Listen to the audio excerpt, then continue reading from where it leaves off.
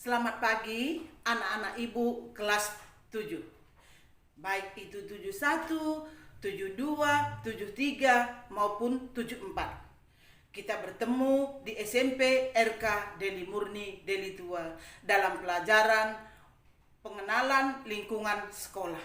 Nah, anak-anak ibu semuanya, sebelum kita lanjutkan PLS kita, yaitu pengenalan lingkungan sekolah tersebut, alangkah baiknya anak-anak kami, mari kita perkenalan terlebih dahulu. Perkenalkan, nama saya Juliani Tarigan. Saya membawakan bidang studi Bahasa Indonesia di SMP RK Deli Murni Deli Tua ini. Nah, anak-anak kami, mari kita lanjutkan PLS kita. Yang saya bawakan ini adalah mengenai materi Wiyata Mandala. Wawasan Wiyata Mandala ini terdiri dari 3 kata, yaitu wawasan, wiyata, dan mandala. Nah, mari kita lihat satu persatu apa yang dimaksud itu dengan wawasan, wiyata, mandala tersebut. Wawasan itu adalah pandangan, ya, pandangan kita terhadap apa yang kita kerjakan, apa yang kita lakukan, dan apa yang kita laksanakan. Lalu, wiyata itu adalah pendidikan. Pendidikan ini sangat penting bagi kehidupan kita.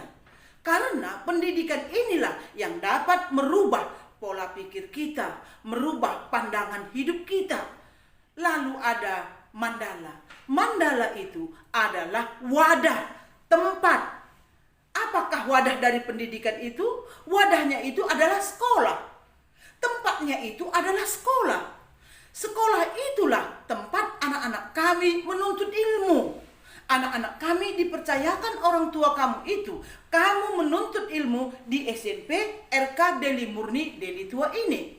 Jadi anak-anak kami yang sudah menjadi anggota keluarga SMP RK Deli Murni Deli Tua ini, marilah kita secara bersama-sama mengembangkan ilmu pendidikan yang kita miliki di sekolah ini, yang telah kamu ambil nanti dari sekolah ini, yang kamu pelajari di sekolah ini. Apa yang kamu pelajari di SMP RK Deli Murni Deli Tua ini, inilah bekal kamu. Inilah yang akan kamu bawa ke tengah-tengah masyarakat sebagai modal kamu, sebagai pegangan hidup kamu. Manusia itu anak-anak kami, baik itu 71, 72, 73, dan 74, ilmu itulah yang dapat merubah pola pikir kita. Orang yang berilmu akan berubah pola pikirnya. Orang yang berilmu akan merubah pandangan hidupnya. Tadi sudah kita katakan di atas bahwasanya wawasan itu adalah pandangan kita. Ya, pandangan kita terhadap apa yang kita kerjakan, apa yang kita laksanakan. Melalui apakah pandangan itu dapat berubah? Iya, ini tadi. Melalui wiyata. Apa tadi wiyata itu? Iya, itulah pendidikan. Pendidikan itu dari mana kita dapati? Seperti yang saya katakan di atas tadi. Itu kita dapati melalui sekolah. Sekolah tadi itulah wadahnya. Apa wadah kamu belajar tadi? Itulah SMP RK Deli Murni Deli Tua ini. Iya, jadi anak-anak kami semuanya. Nah, di dalam sekolah itu ada strukturnya, ada susunannya.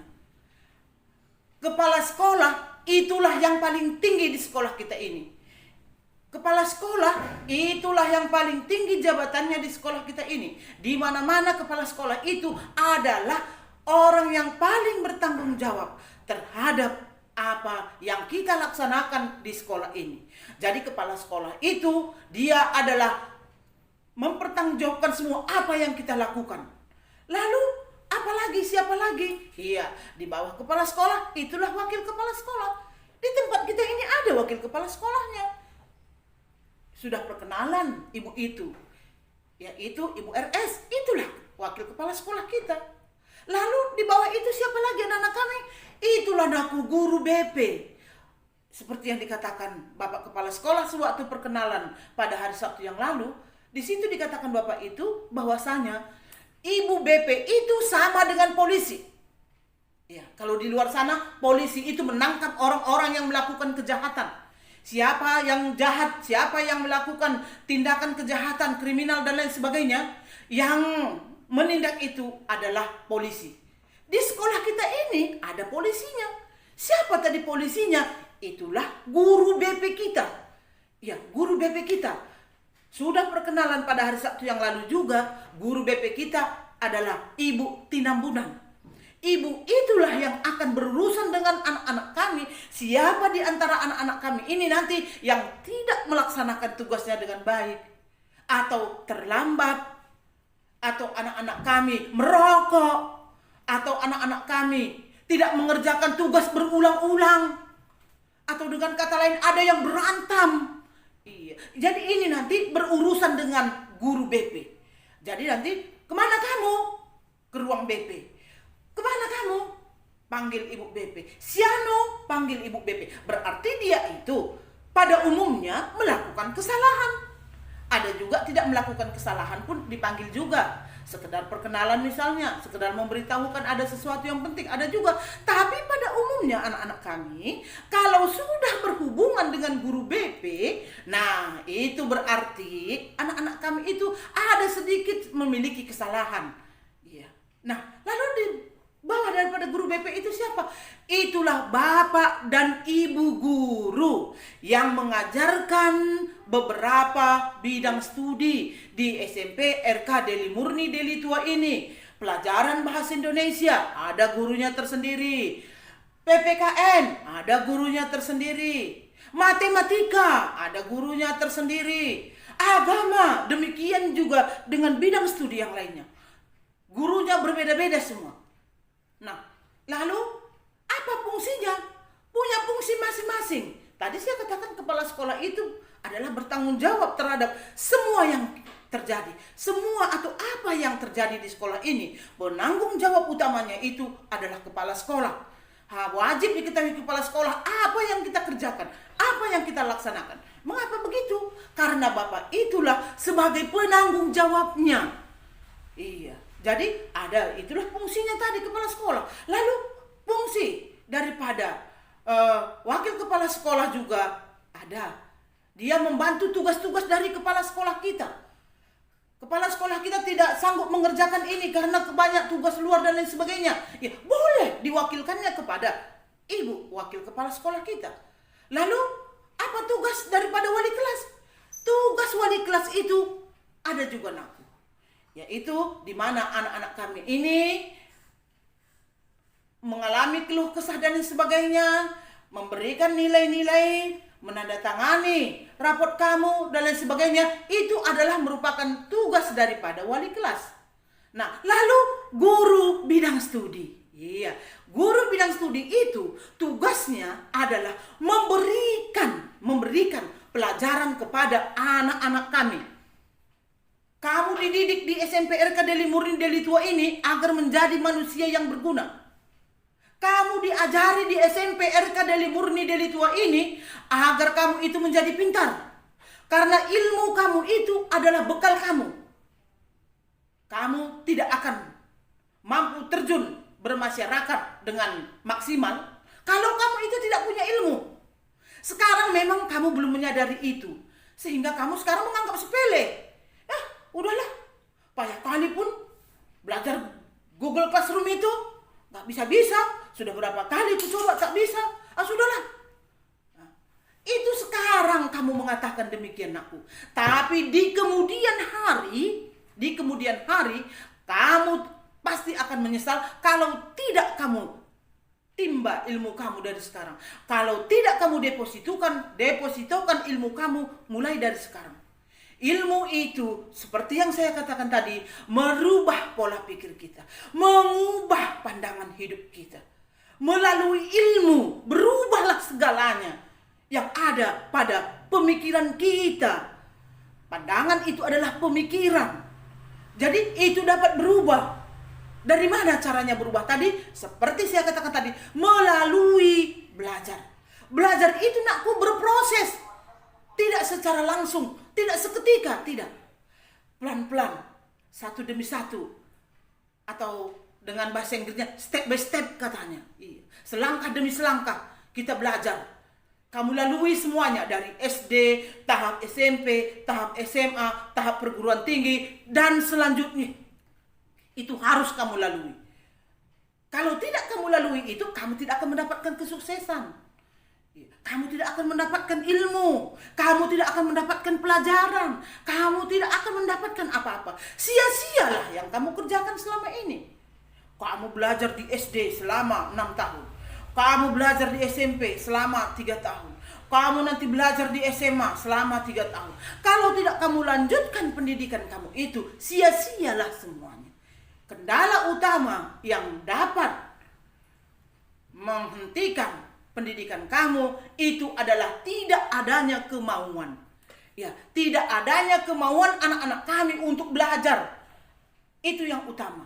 Kalau mengenai yang lainnya, nakku, ini banyak cara. Bukan satu jalan atau bukan satu cara menuju ke Roma. Banyak jalan menuju ke Roma. Jadi, itu dapat kita laksanakan. Dapat kita laksanakan. Asal anak-anak kami ada kemauan. Iya, ada kemauan. Mau. Tidak malas. Tidak sering cabut. Kebanyakan atau sering saya lihat, sering saya temukan anak-anak kami. Walaupun bukan di SMP RK Deli Murni, ada saya lihat sudah penuh warnet jam pelajaran sekolah. Ya, memang dari SMP Deli Murni itu tidak pernah kami temukan itu. Tidak ada yang cabut sampai ke warnet-warnet sana. Paling ke kamar mandi, ya. Itulah makanya sering guru BP patroli ke kamar mandi. Mengapa? Karena sering ada pendupaan di kamar mandi. Begitu guru ke kamar mandi, seperti ada asap, lalu ada tercium aroma-aroma yang tidak menyedapkan, yang tidak sepantasnya terjadi di sekolah ini. Kamu begitu masuk dari pintu gerbang, ada di pintu gerbang itu dibuat no smoking, area no smoking. Berarti anak-anak kami tidak boleh merokok di kelas ini, di lingkungan sekolah. Lingkungan sekolah kita ini bebas rokok. Artinya anak-anak kami tidak boleh merokok di dalam ruangan, di dalam lingkungan sekolah. Bukan hanya di lingkungan sekolah, di luar sekolah pun anak-anak kami tidak boleh merokok. Jadi anak-anak kami ingatkan sekali lagi, kami katakan sekali lagi, kami tegaskan sekali lagi, supaya anak-anak kami itu tidak melakukan tindak kejahatan. Jadilah sebagai siswa yang baik, jadilah sebagai anak yang berbakti kepada orang tua.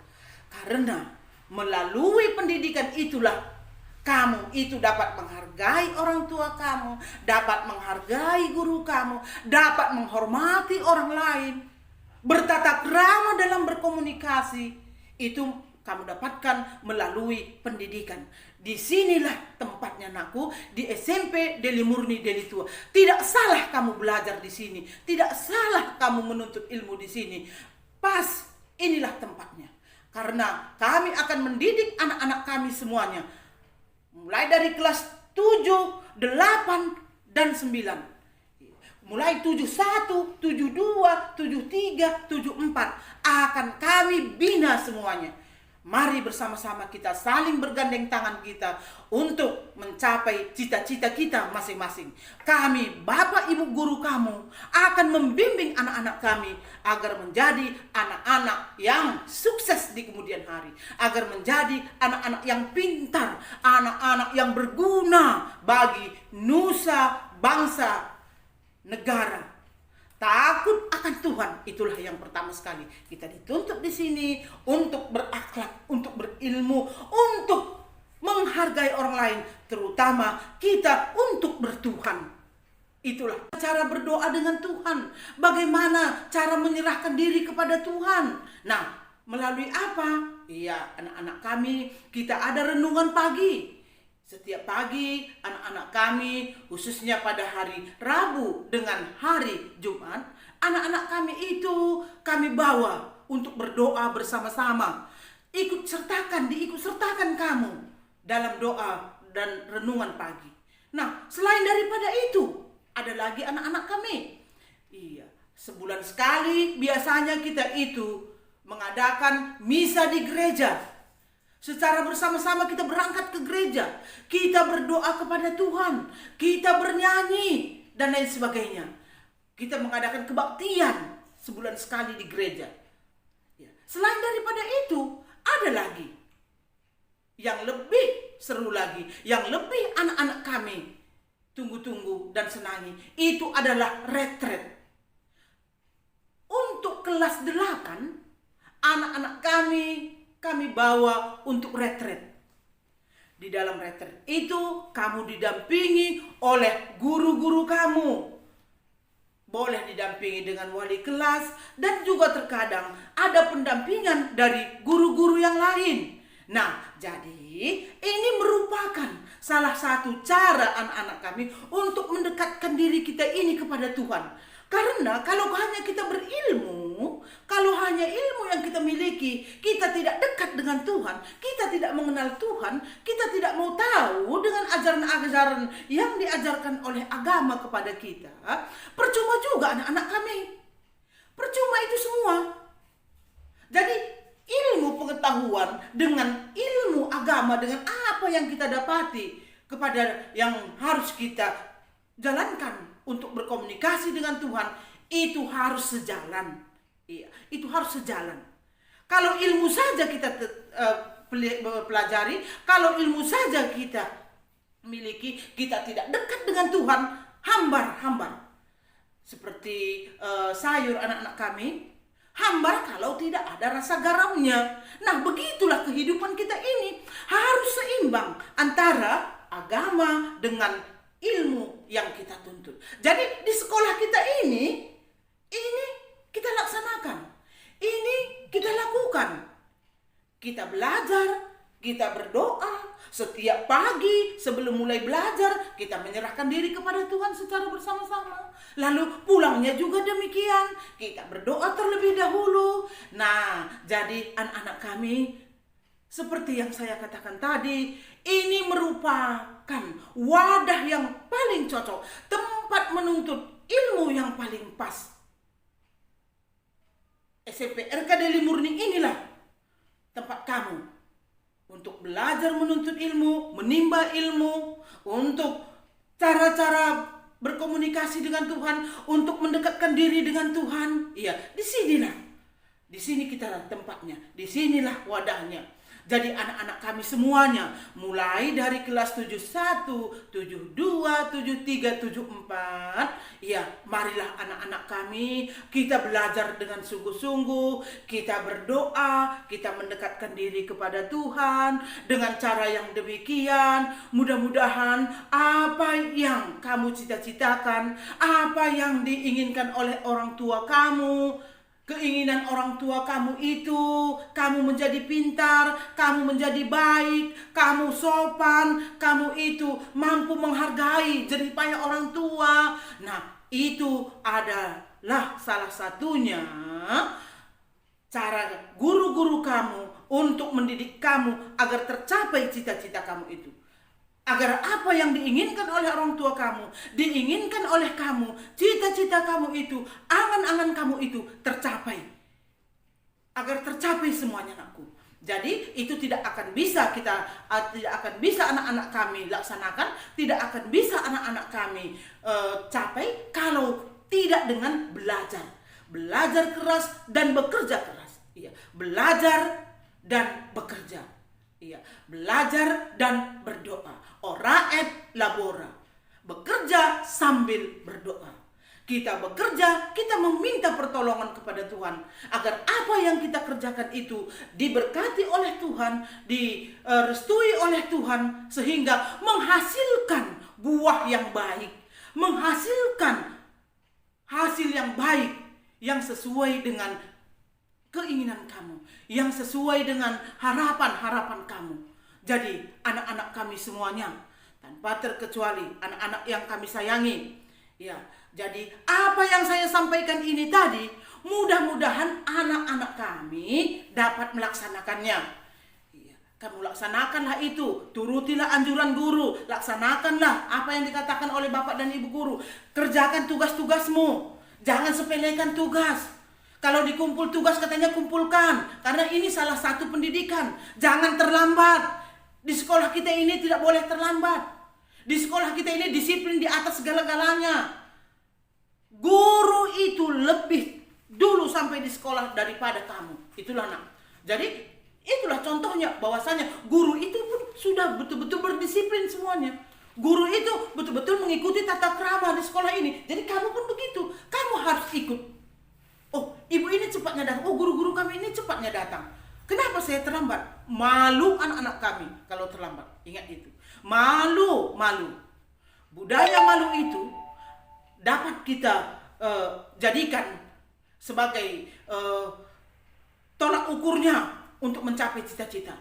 Budaya malu itu dapat menjadi cambuk bagi kita. Itulah cambuknya bagi kita.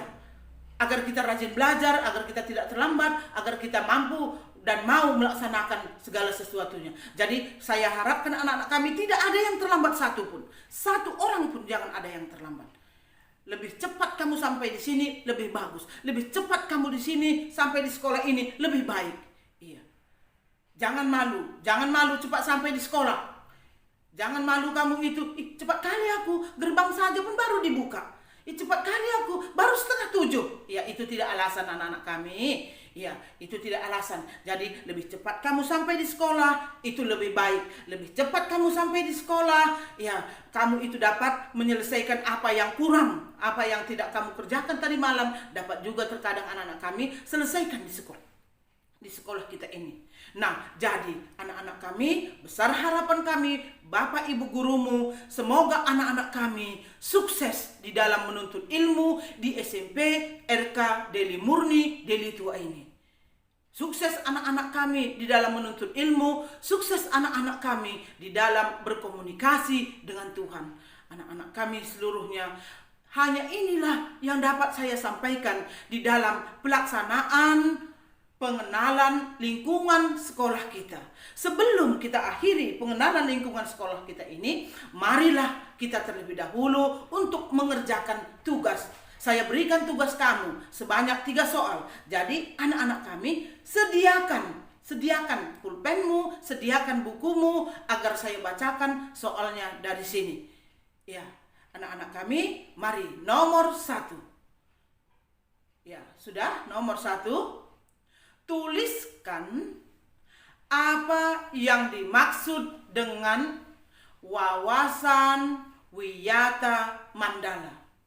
Sekali lagi saya ulangi, tuliskan apa yang dimaksud dengan wawasan wiyata mandala. Nomor 2. Tuliskan fungsi pendidikan bagi pelajar. Tuliskan fungsi pendidikan bagi pelajar. Untuk nomor 3. Tuliskan fungsi belajar bagi manusia. Ketiga, tuliskan fungsi belajar bagi manusia. Nah, anak-anak kami, sebelum saya tutup pertemuan kita dalam pengenalan lingkungan sekolah ini, sekali lagi saya minta maaf atas kesalahan yang saya perbuat, baik itu dari perkataan saya, baik itu dari intonasi suara saya. Nah, kalau ada kira-kira suara saya terlalu keras atau ada kata-kata saya yang menyinggung perasaan kamu, saya minta maaf terlebih dahulu. Nah, sekian dan terima kasih. Selamat belajar.